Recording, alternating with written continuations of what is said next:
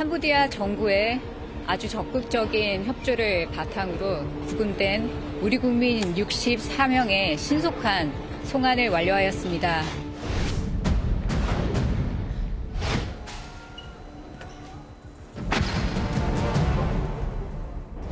보이스피싱과 관련된 여러 가지 범죄, 로맨스 팸이랄지 노쇼 사기 이런 부분에 다 이제 연루가 돼 있는 사람들입니다.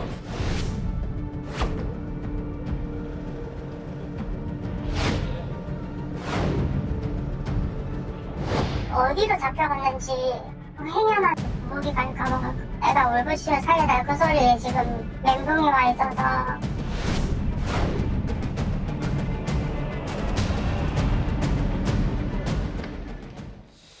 자, 캄보디아에서 구금됐던 이 한국인 64명 오늘 오전 9시쯤에 전세기를 타고 인천국제공항에 입국을 했습니다. 자, 화면을 좀 보시면요. 보시는 데서 이제 64명입니다. 탑승과 동시에 체포가 됐고 지금 입국장에도 수갑을 찬 채로 지금 경찰에 이끌려서 나오는 모습입니다.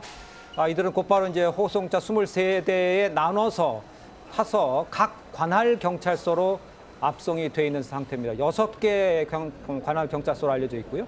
송환 대상자들 이 감금 피해자이면서도 범죄 가담자인 상황인데 어떤 점에 초점을 맞춰서 조사를 받게 되고 또 처벌 수위는 어떻게 되는지 이런 게 전망을 할 수가 있을까요? 일단 가담 경위와 자발성 여부를 중심으로 수사하고 있는 것으로 알려졌습니다. 예. 경찰은 이들이 단순한 피해자인지 아니면 범죄 조직의 일원으로 적극 가담해서 이 범죄 행위에 참여를 했는지를 구분하는 데 초점을 맞추고 있는 것으로 알려지고 있는데요. 네. 이를 위해서 캄보디아 당국이 넘긴 휴대전화 그리고 대화 내역, 송금 내역 이런 것들이 이제 지금 증거 분석으로 이루어지고 있고요. 또 피해자 진술뿐만 아니라 이 체류 중의 행적, 통신 기록을 통해서 범죄 단체의 실체와 그곳에서 이제 역할 분담을 어떻게 했느냐, 이 역할 분담이라고 한다면 예. 자금책이라든지 공금책 같은 역할을 했느냐 이런 것이겠죠. 이런 것들을 규명할 계획인 것으로 전해지는데요. 지금까지의 이 법원 판례를 들여다보게 되면 강요나 협박이 있었다 하더라도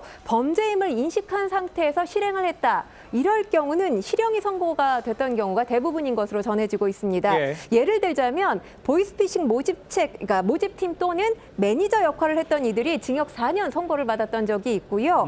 그리고 범죄단체 가입을 범죄단체인 줄 알고 가입을 하고 자금 관리 같이 적극적으로 역할을 했을 경우 중형을 피할 수가 없었던 경우도 있습니다. 네네. 5년에서 10년 이렇게 중형이 내려질 가능성도 있다는 게 법조계 전망입니다. 예. 그런데 실제 강금과 폭행을 입증할 수 있는 진술, 증거가 확보가 된다면 강요된 범죄로 인정돼서 형량이 다소 줄 수도 있고요. 기소유예 판단 가능성도 있는 것으로 법조계에서 보고 있습니다. 알겠습니다. 일단요, 이 64명 전원에게 대해서 마약 검사를 실시하겠다고 지금 알려져 있고 지금 쭉 설명해 주셨습니다만 조기현 변호사님 지금 저분들 중에서 나는 피해자예요. 뭐 이렇게 얘기하는 주장하는 사람도 있고 그러니까 무슨 몸에 뭐 상처가 있다든가 이렇게 맞은 흔적도 있을 수도 있는 거 아니겠습니까? 양형은 어떤 식으로 결정을 할 수가 있을까요? 일단 이번에 송환된 대부분의 피의자들이 그런 주장을 할 것으로 보입니다. 그래요?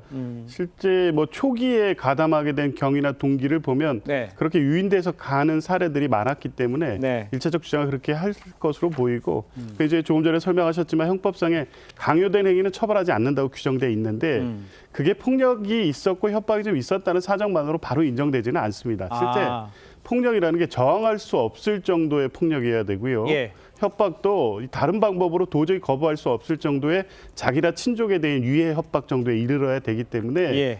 그냥 이제 공포스러운 환경에서 어느 정도 반자발적 의사로 가담했다면 그 강요된 행위로 보지 않는 게 대부분 지금 법원의 판단입니다. 다만 이제 왔을 때 수사에 적극적으로 협조하고 또 일종의 폭력이라는 게 존재했다는 것을 실제 본인들이 잘 소명했을 경우에 예. 양형에는 참작될 것으로 보이는데 이게 조직적 사기 범죄 같은 경우 양형 자체가 중형이고 예. 혹시라도 이제 마약 검사 결과 양성 반응까지 나온다면 이게 별개의 범죄로 경합이 돼서 실제 예. 5년 이상의 중형에 처해질 가능성이 매우 높습니다. 알겠습니다. 자, 다시 한번 제가 정리해서 말씀드리면 지금 돌아온 송환된 64명 피의자 신분입니다. 그렇기 때문에 지금 잡혀서 감금돼서 했던 그 대학생이라든가 그 사람들하고는 다른 상황이에요. 캄보디아 경찰이 구금하고 있던 사람들이 송환돼서 온 겁니다. 그렇기 때문인지 이제 국민의힘에서는요, 범죄 피의자를 전세기로 송환하면서 홍보쇼를 했다, 이렇게 지적을 하고 있고요. 민주당에서는 발목 잡게 하지 말라, 이렇게 반박을 하고 있는 상황입니다. 전체적으로 봤을 때 윤기찬 변호사는 어떻게 평가하세요? 전 발목 잡기라고 평가할 게 아니죠. 저는 네. 지적할 수 있는 부분이에요. 왜냐하면 물론 이제 필리핀에서도 상당한 범죄 혐의자들을 송환해 온 경우가 있지만 예. 일단 전세기의 사용 비용은 경찰청이 부담합니다. 그러니까 이거는 이제 당사자들이 부담하지 않아요. 범죄자들이기 때문에. 네. 그리고 캄보디아의 정부의 협조를 얻었다 그러는데 캄보디아 정부 입장에서 시원하죠. 왜냐하면 안 가겠다 버티게 되면 사실 또 거기서 재판을 해야 되는데 재판하는 것이 마땅치가 않아요. 네. 왜냐하면 피해자들은 거의 다 외국에 있거든요. 아. 그리고 그 일부는 또 안 가겠다라고 하는 거를 강제로 데려올 수 있는 방법은 추방해서 데려올 수밖에 없는 거예요.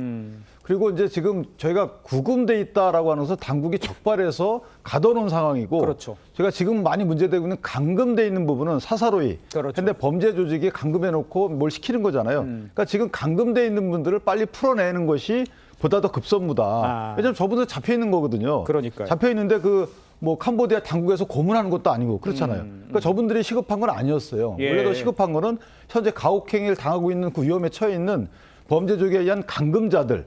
이 사람들 그럼 하루빨리 찾아서 이 사람들에 대해서 데리고 오는 것이 네네. 그것이 성공한다 그러면 그건 캄보디아 정부의 협조라고 봐야 되겠지만 지금 거꾸로 얘기하고 있어서 외교부 차관 얘기가 아. 그 부분은 약간 국민께 혼선을 줄 수 있는 얘기다. 알겠습니다. 두 개가 나눠져 있는 상황인데 위험에 처해 있는 분에 대한 긴급한 송환이 필요하다, 이런 이야기를 해주신 것 같습니다. 일단요, 경찰청 이 국가수사본부에는 이번 조사를 통해서 보이스피싱 조직의 전모를 밝히겠다고 강조를 했습니다. 직접 들어보시죠.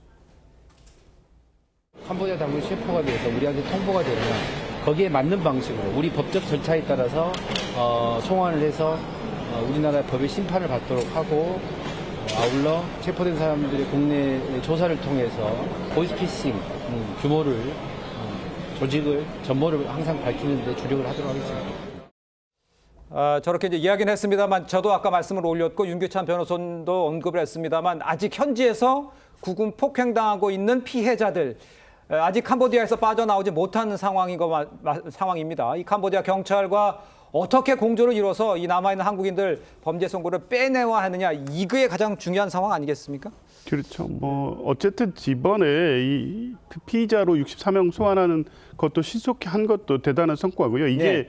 보여지는 게 중요한 것이 지금 현재에도 텔레그램 등을 통해서 캄보디아로 고수익 미끼를 올리는 글들이 계속 올라오고 있고요. 네네. 국내 범죄 조직을 통해서 실제 인원 모집을 하는 행위도 지금 빈번하게 이루어지고 있습니다. 이게 캄보디아에서 정상적인 행위가 아니고 범죄 행위라는 사실을 국민께 알린다는 차원, 그리고 가담할 경우에 엄한 처벌을 받는다는 것을 분명히 밝힌다는 차원에서 일단 예. 캄보디아 당국에 확보된 피의자들을 급히 송환하는 것 대단히 중요한 의미가 예. 있고요. 피해자를 구하는 것 관련해서는 2차적으로 이제 현재 실태 파악을 아마 하고 있는 것으로 알려져 있습니다. 지금 네네네. 이번에 파견된 대책반이 일부 남아서 현재 피해자들 구금된 현황을 계속 파악하고 있고 현재 경찰의 협조를 통해서 수사를 하고 있는 것 같은데 네. 지금 제3국으로 범죄 조직이 이 근거지를 옮기고 있는 상황으로 보입니다. 그러니까요. 이제 그런 상황까지 파악하려면 캄보디아 당국의 적극적인 협조가 필요한데 일단 코리아 데스크 등 이후에 얘기하겠습니다만 이 정도까지 협조가 아직 협의는 안 된 상태여서 네. 주재관과 대사관의 를 통한 캄보디아 당국의 협조를 구하는 방식만으로 근본적인 피해 구체적은 어려워서 캄보디아 당국과의 적극적인 어떤 협력 관계 구축이 시급한 것 같습니다. 그러니까요. 협력을 구축을 해야 되는데 지금 이야기 들리는 보면 야반 도주했다, 미지 좀 이렇게 봐준 거 아니냐, 이런 얘기까지 지금 나오고 있는 상황이에요. 우리 국민의 납치 감금을 방치했다면서 여야가 한 목소리로 지금 캄보디아 사태에 대한 이 경찰의 뒷북 대응을 지적하고 있습니다. 들어보시죠. 국민의 생명을 지키기 위해 국회의원이 직접 나서야 했다는 게 이게 말이 됩니까, 이게? 피해자 아버지께서는 처음에는 112에 신고하고 경찰서에도 직접 찾아갔고 수차례 전화도 했지만 돌아온 대답은 팩스 보냈으니 기다리랬습니다. 캄보디아에 경찰 주재관이 나가 있는데 그 사태의 심각성을 본청에 얼마나 보고를 했는지, 캄보디아에서 교민 관련 보고 받은 사항을 전부 다 정리해 주세요. 여러 가지 건의사항이 있었을 텐데 그것이 왜 반영되지 않고 있다가 이제 와서 이 난리를 치는지. 그러니까 부모가 경찰에 신고를 하고 또 직접 경찰을 찾아가서 전화도 또 했고 했는데 팩스 보냈으니 기다려라 이런 답변만 들었다는 거예요. 경찰이 뒷북 대응을 했다 이런 지적은 이거 피할 수 없는 상황 아닙니까? 저거는 책임을 져야 될 것 같아요. 왜냐하면 이제 결론적으로 또 심각한 피해가 일어났잖아요. 네네. 그 어머니가 그렇게 애달아서 찾아가서 얘기를 하면 뭐 정서적으로라도 어쨌든 뭔가 서두르는 듯한 모습은 보여야 되는 것이고 예. 물론 이제 해외에 뭐 범행지가 해외에 있기 때문에 어려운 건 알지만 조금 더 지금과 같이 왜 이렇게 못합니까? 더군다나 박찬대 의원이 나서가지고 하니까 또 뭔가 풀렸던 거잖아요. 네. 김병주 의원도 나서서 하니까 풀린 거고 이거 말이 안 되는 거죠. 지금 의원들이 얘기했던 것처럼 국회의원이 나서니까 좀 더 빨리 하고 뭔가 신속하고 그럼 국회의원들이 나서면은 위법한 행동을 경찰이 한 건 아닐 거 아니에요. 아하. 원래 할 수 있는 일을 한 것이지 예, 예. 국회의원들한테 특혜를 베풀어서 한 건 아닐 거 아니에요. 그럼 원래 시스템에 의해서 움직였으면 분명히 됐을 것을 그냥 있다가 국회가 움직이니까 그때 비로소 했다. 이거는 정말 책임을 져야 되는 사안이라고 생각을 합니다. 예.